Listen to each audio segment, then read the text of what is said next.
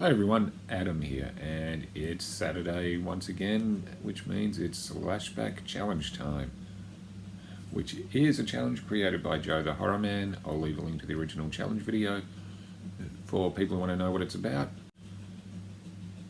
And this week's theme was legendary slashers. So basically a slasher film where a character tells a story about a legend or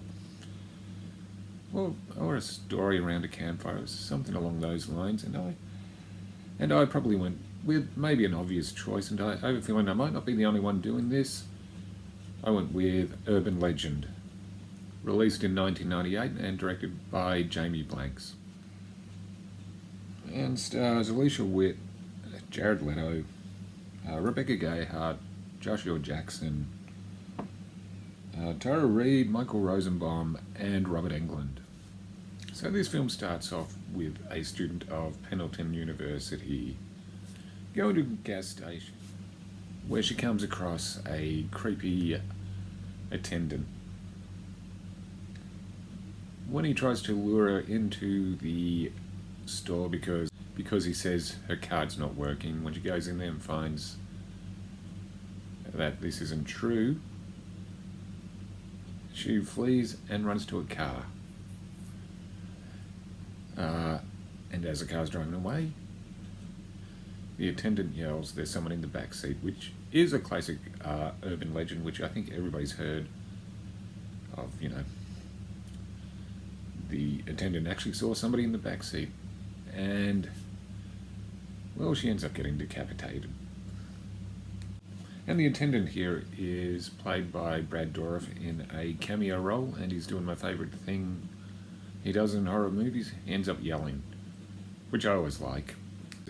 So what happens is, after this death, there's a chain of events where certain students end up getting murdered in, well, pretty much using urban legends. Or from being hung on a tree with their feet scratching the roof of the car. "Aren't you glad you didn't turn on the lights?" That old urban legend. If you don't know any of these urban legends, most of you do, look it up on Wikipedia. It's pretty interesting stuff. And most of the plot revolves around the cast talking about urban legends, and also Robert Englund plays a university professor who teaches about urban legends and mythology and that type of thing. And I have seen this before, but not in a long time, so I thought I'd revisit it.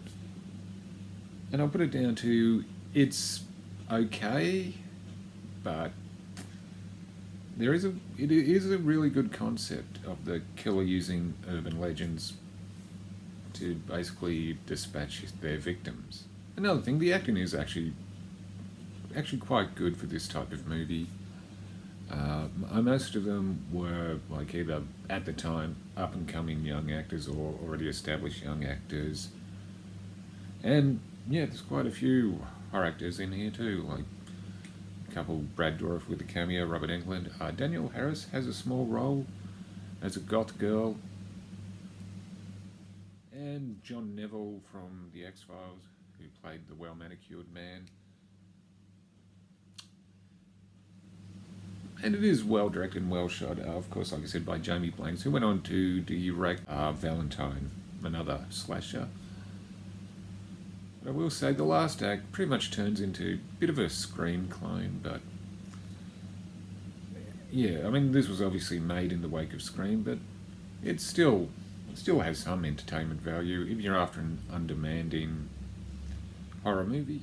And this was followed by the sequel, Urban Legends Final Cut, and a direct-to-disc sequel, Urban Legend 3 Bloody Mary, which took a more supernatural approach. It is interesting to see what some of the other actors went on to. Michael Rosenbaum, of course, went on to play Lex Luthor in Smallville. Tara Reid went on to do the American Pie films and cinematic masterpiece Sharknado. Probably the person who has had the most high-profile career after this would be Jared Leto, who of course went on to star in such movies as Fight Club, Dallas Buyers Club, Suicide Squad, Blade Runner 2049. So I just put this in the okay bracket. Not awful, not great, but it is watchable. Okay, so that's going to do for Slashback Saturday. I'm Adam. I'll see you again soon.